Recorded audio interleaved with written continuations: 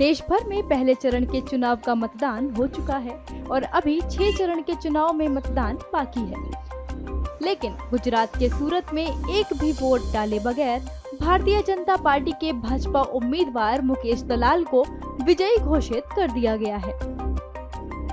वहीं गुजरात के भाजपा अध्यक्ष CR पाटिल ने उन्हें जीत की बधाई भी दी है।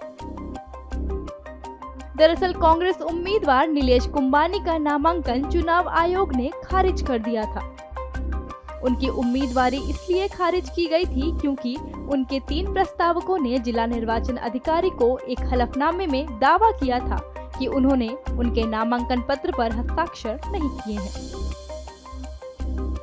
इसके बाद चुनाव आयोग ने नीलेश कुंबानी को रविवार तक अपना पक्ष रखने के लिए कहा था, जिसके बाद चुनाव आयोग ने उनका पक्ष जानने और संतुष्टि न होने के बाद उनके नामांकन पत्र को खारिज कर दिया।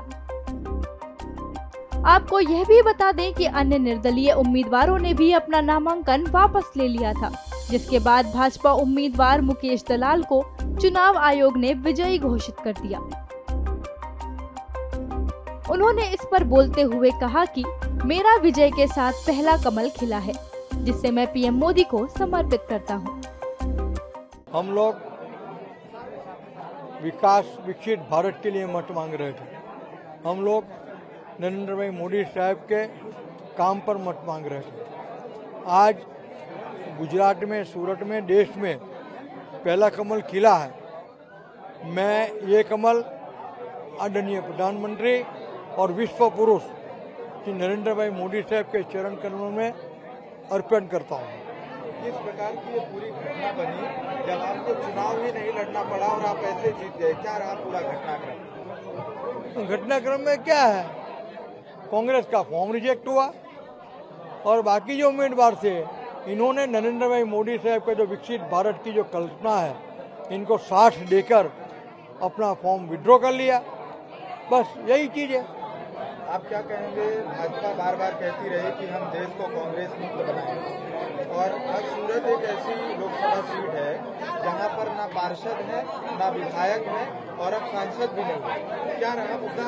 अब क्या इसकी शुरुआत जो हुई है पूरे देश में सफल रहेगा? भारतीय जनता पार्टी कांग्रेस को, देश को कांग्रेस मुक्त बनाना चाहती है और इनकी शुरुआत सूरत सिटी ने बहुत पहले कर दी थी। पार्षद 0, MLA 0, MP 0 और अब तो उम्मीदवार भी 0। वहीं कांग्रेस नेता जयराम रमेश ने सोशल मीडिया प्लेटफॉर्म X पर लिखते हुए भाजपा पर मैच फिक्सिंग का आरोप लगाया।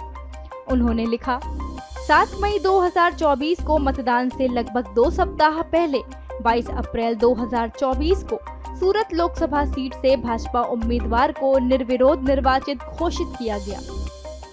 मोदी के अन्य काल में MSME मालिकों और व्यवसायियों के संकट और गुस्से ने भाजपा को इतनी बुरी तरह डरा दिया है कि वे सूरत लोकसभा को मैच फिक्स करने का प्रयास कर रहे हैं, जिसे उन्होंने 1984 के लोकसभा चुनावों के बाद से लगातार जीता है। हमारा चुनाव, हमारा लोकतंत्र, बाबा साहेब अम्बेडकर का संविधान सभी एक पीढ़ीगत खतरे में है। यह हमारे जीवन काल का सबसे महत्वपूर्ण चुनाव है। गुजरात में कांग्रेस और आम आदमी पार्टी गठबंधन कर चुनाव लड़ रहे हैं। कांग्रेस ने 26 में से 24 सीटों पर उम्मीदवार उतारे हैं, जबकि आप भावनगर और भरूच से चुनाव लड़ रही है। गुजरात में लोकसभा चुनाव के तीसरे चरण में 7 मई को मतदान होगा।